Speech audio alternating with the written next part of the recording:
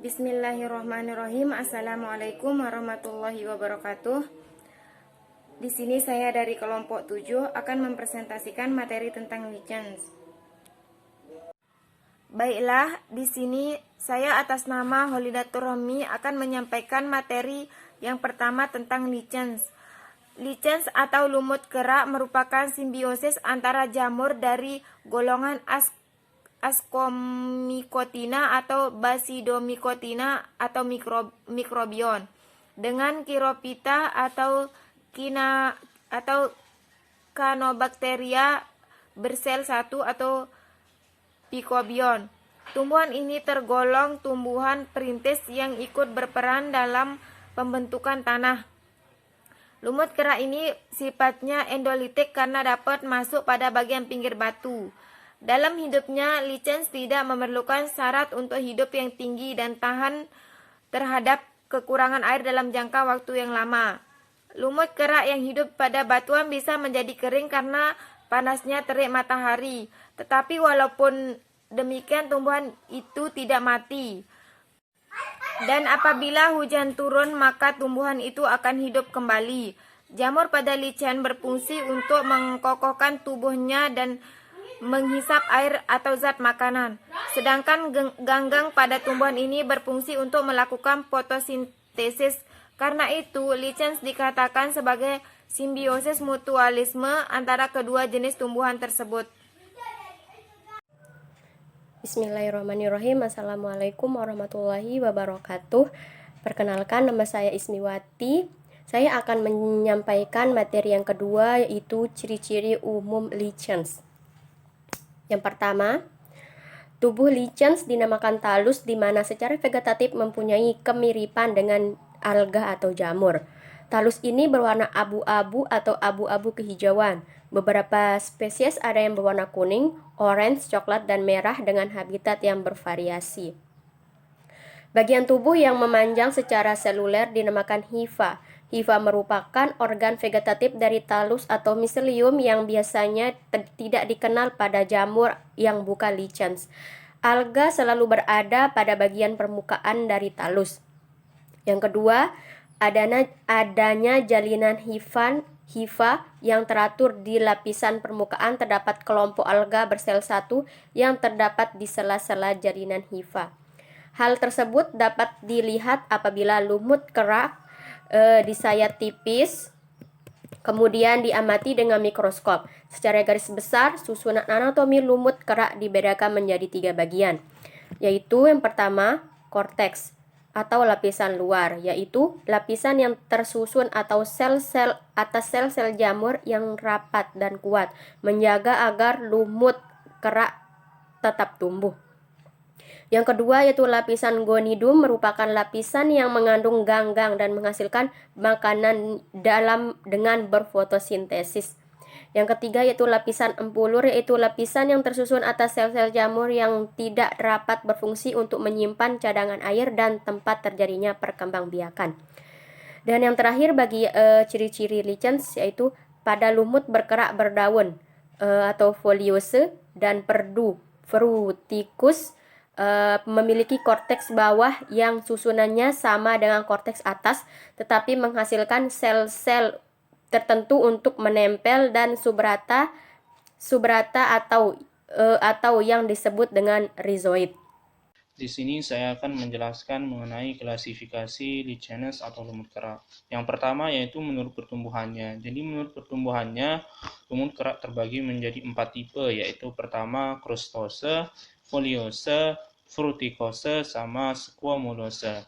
Yang pertama crustose. Crustose merupakan lumut kerak yang talusnya berbentuk seperti kerak atau kulit keras, berukuran kecil, datar, dan tipis, melekat erat pada substratnya seperti batu, kulit pohon, atau tanah.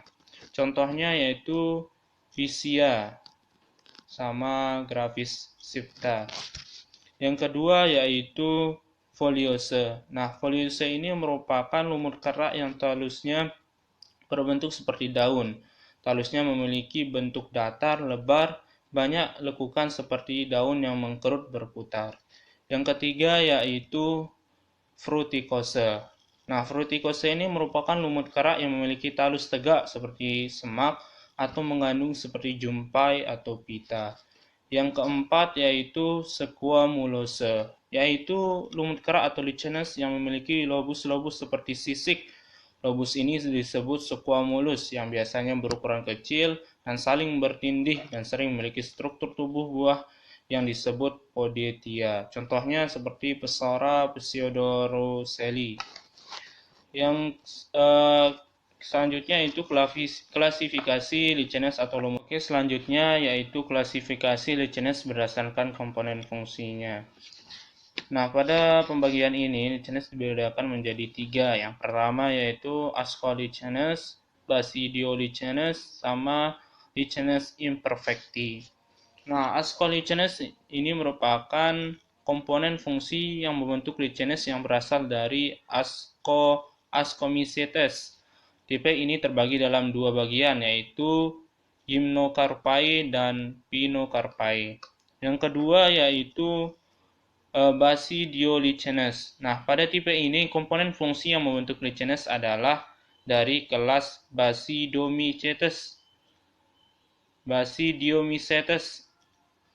Nah, selanjutnya yaitu Lichenes imperfecti. Nah, pada tipe ini komponen fungsi yang membentuk lichenes adalah dari kelas Deuteromycetus dengan contohnya adalah Cytoselus dan Lepraria. Selanjutnya yaitu pembagian lichenes berdasarkan habitatnya. Yang pertama yaitu Sachycolus, Corticolus, dan Terricolus. Yang pertama, Sachycolus adalah salah satu jenis lichenes atau lumut kerak yang hidup di bebatuan. Lichenes ini umumnya hidup dengan menempel pada substrat yang padat dan di daerah dingin. Contohnya yaitu Ramalina farinaceae. Yang kedua yaitu Corticolus. Nah, Corticolus ini adalah jenis lichenes yang hidup pada kulit pohon. Jenis ini sangat terbatas pada daerah tropis dan subtropis. Contohnya yaitu Graphis elegans. Yang ketiga yaitu yang terakhir yaitu Terricolus. Nah, lichenes ini merupakan jenis lichenes terrestrial yang hidup pada permukaan tanah. Tanaman ini jenis biasanya membentuk kerak tanah biologis. Contohnya dikenal sebagai mikropetik mikrobiotik atau Sipitogamic roots. Contohnya yaitu Caldonia ciliate dan Leptogium britannicum. Mungkin hanya itu penjelasan saya berdasarkan pembagian dari lichenes berdasarkan dari 3 tipe tersebut. Sekian, assalamualaikum warahmatullahi wabarakatuh. Baiklah, di sini saya atas nama Herul Insan. Di sini saya akan menyampaikan materi tentang taksonomi lichenes. Yaitu yang pertama, Calicium sp. Adapun klasifikasinya, Kingdom Plantae, divisi Talophyta, class Ascolichenes, ordo Caliciales, family Caliciaceae, genus Calicium, spesies Calicium sp. Dan yang kedua itu Peltigera sp.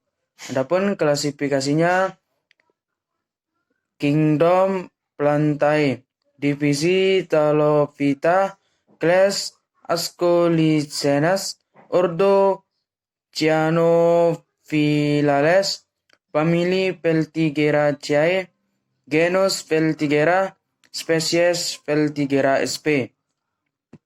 Dan ini yang ketiga, yang terakhir, Pamelia sp.